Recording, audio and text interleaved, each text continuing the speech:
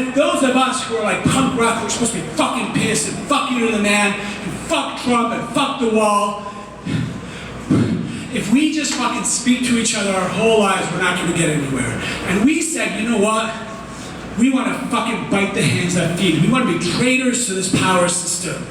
We wanna fucking tear it all down and build something new. Yeah! Something built on the basis of compassion, love, justice, family. And I believe that this form of music has always been speaking to that. You guys are a bunch of fucking freaks that you're here. Like, who the fuck wants to listen to this shit unless there's something fucked up with you?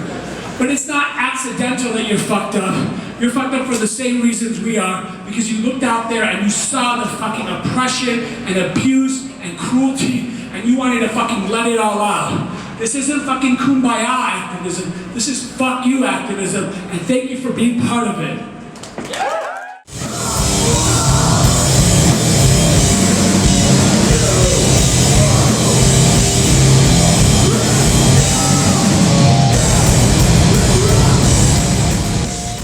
You want to introduce yourselves and what you do in the band? I'm Money Mustafi. I sing in Racetraitor. My name is Brent Decker. I play bass. So you're about halfway through your tour now. How's it been going so far? It's been like amazing. Like, we're really excited to be here. This is pretty much like the longest tour we've done since we reformed as a band, and we're doing it with like two really cool bands, including one, you know, that's obviously sort of a classic, legendary band, particularly like a political hardcore band, Refuse. So we're like really excited, and every show's been great, and we've had to sort of earn our way onto the bill every night. Most people who come out to see Refuse don't know who the hell we are, but I think by the end of our set, you know, like people are with us, and it's been a great experience. Yeah, I mean, I think for us, we think about punk and hardcore as cultural resistance, and that very much feels like this tour is part of that a bit. And I think all the bands kind of have different angles on that, and some are more expressed than others, but I feel like that's kind of some of the vibe of it. And I think the fact that Money kind of talks in between some of the songs, like I think a lot of people have kind of come up to us and have been stoked about just kind of what our band is about and what the tour kind of represents. So since reforming, have you noticed the turnout for bands being more like older heads who are like there in the 90s, or has it been more new kids? It's been a mix, and it depends on like who we play with, I think. It's all, I think that the group of people who are most enthusiastic are people who got into the band sometime in the 2000s, like not too long after we broke up. They're older kids in the scene. They've been around a long time, but they sort of never got a go around with us. But generally it's been a mix. So we've been making, new people have gotten into the band, old people have sort of, you know, rediscovered us and sort of been enthusiastic and supportive. And it's really about the fact that I think what we're doing and what we're talking about is so much of the moment. And so much of punk and hardcore became like apolitical over the years. And even though it's great music and there's like a lot of value to it, I think we sort of fit a niche in people's life. You know, we sort of give them an outlet of sort of expressing who they are and what they believe about the world through music. And so I think that's why we've had sort of, I think, cross-generational like support.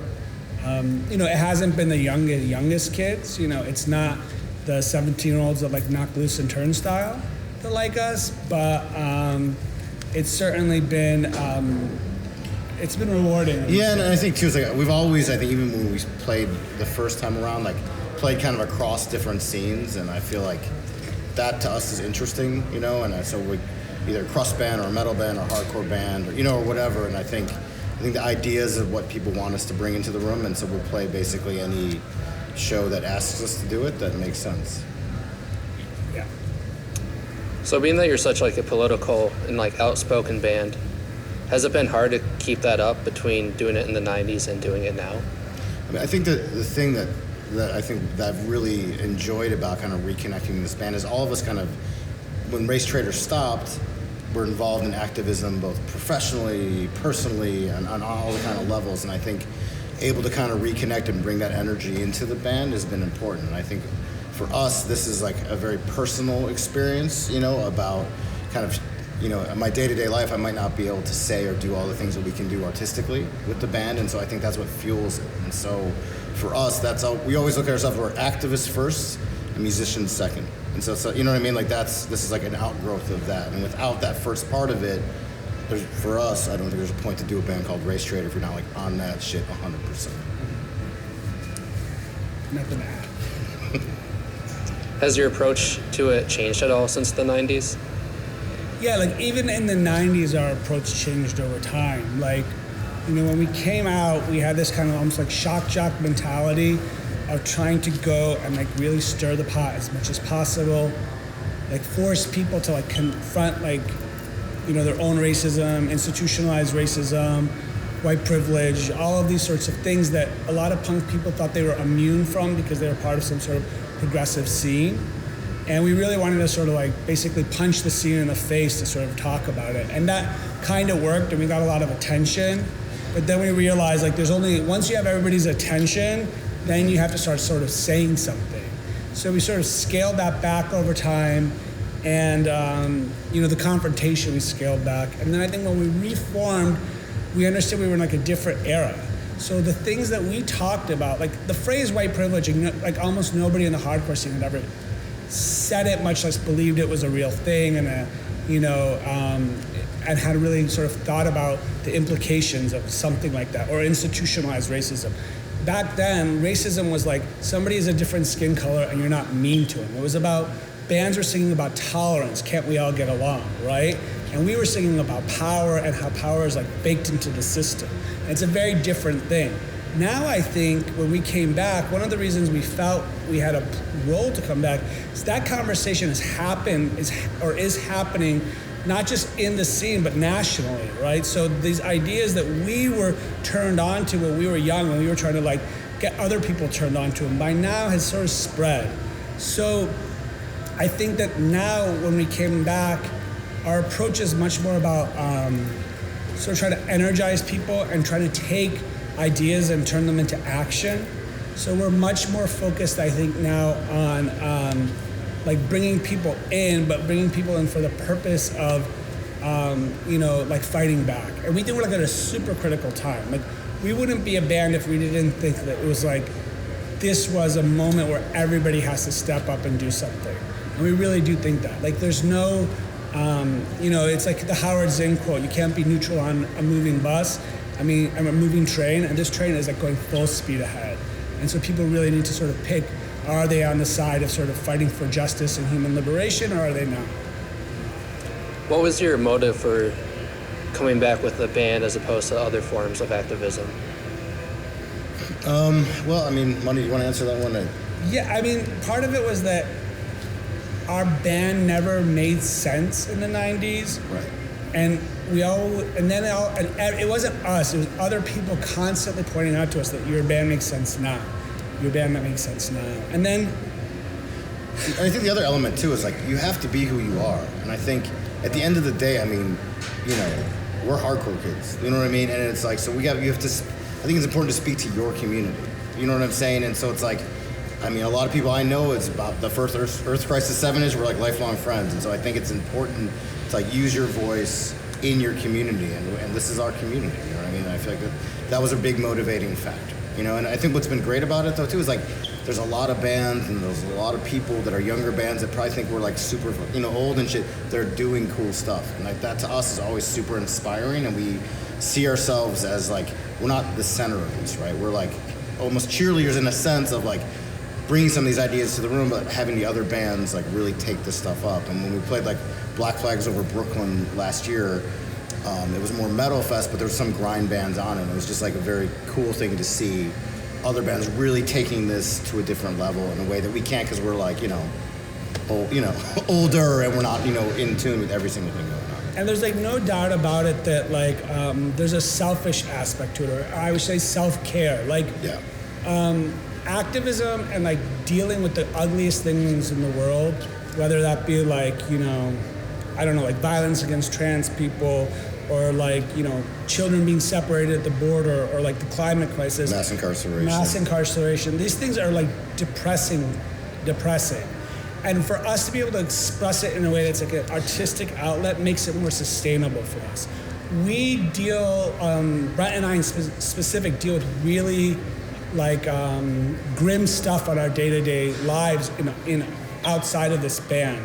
And being able to talk about the same things, but in a way that's like releasing those feelings and emotions and being able to deal with it in an angry way as opposed to a professional way, it's like it helps and it sustains us. And I think anybody that wants to get into a life of being like a hardcore activist needs to figure out how they're going to sort of maintain their own sanity and equilibrium, or else you're just gonna get like really burned out. And we've seen so many people get burned out. I mean, it's funny, and our tours are interesting because it's like in the van we're working on like proposals or policy stuff, and like, you know, back there and we're like, oh, have you ever done this? And then, you know, then we play the show and then kind of back to that stuff. And so I think for me personally, it's very good to be around other people and we all grew up together.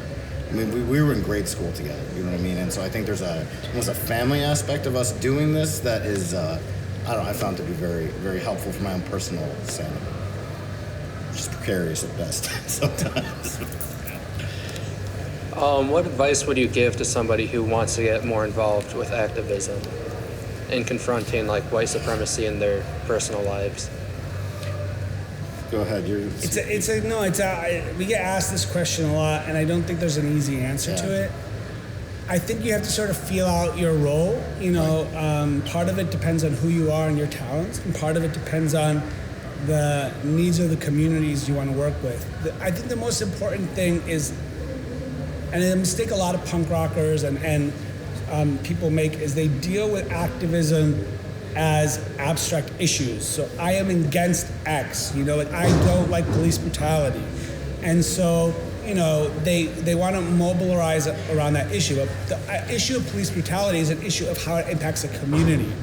So the first, I guess, bit of activism advice I always give is make sure your activism is tied to a natural community, right? One where like, so in terms of, you know, if you want to do like work around Black Lives Matter movement, it should be about supporting families, working with community organizations that are dealing with those issues directly on the ground.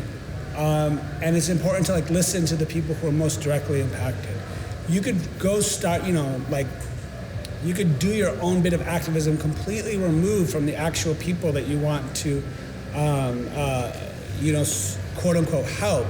But those types of approaches never invert power, and if you don't invert power, you're not going to solve the solution. And they're usually off the mark because they're not listening to community needs and they're not getting feedback. It doesn't mean everybody you talk to is going to be right about what you should do, but you have to be part of a conversation, and those ideas have to be circulating in your head. So I think the first thing I would say is like, make sure that what you're doing is actually tied to real people and that you personally are in touch with those real people and are getting the feedback and understanding and learning, and that's going to make you a much more effective activist. And I think the critical aspect of this too is like being able to take, we call it in Chicago, like pull-ups, like feedback from people. Because I mean, I think sometimes I notice, and myself too, you get paralyzed, like, oh, I don't want to say or do the, you know what I mean? And fuck it, I mean, you have to like go and listen, and if you're saying something that's out of pocket or doing, you know, and you get the feedback, cool, then move ahead. I mean, I fuck up every day, you know what I mean? Like at least half the day. And I think what I've seen that people involved in activism or whatever is people that are flexible and can take pull-ups about things and be like, okay, you're right, I was wrong about this, let me, you know, either address my language, how I'm acting or whatever, you know what I mean? And to move forward on it. I think that's like a critical thing, not to be like so freaked out about that and be able to listen, you know? I think that's a critical thing. So you mentioned earlier you've noticed like other bands, newer bands kind of doing similar to what you were doing. Are there any specific you want to shout out? I mean, Red Bait for sure. It was like, I mean, we saw them like, wait, this is a communist band? And then we kind of became friends, you know, and then have played at different shows with them. And I think to me, they're like one of like the really great examples of that. Terminal Nation is like a phenomenal band from Little Rock, and I mean, they're so on point. Like, I talk a lot between shows on certain issues, and we played with Terminal Nation after they were done. I was like, I have nothing left to say. Like, they nailed it. So they're so brutal and heavy. Neckbeard Death Camp, they're more crusty black metal, but we love them. Closet Witch. Closet Witch.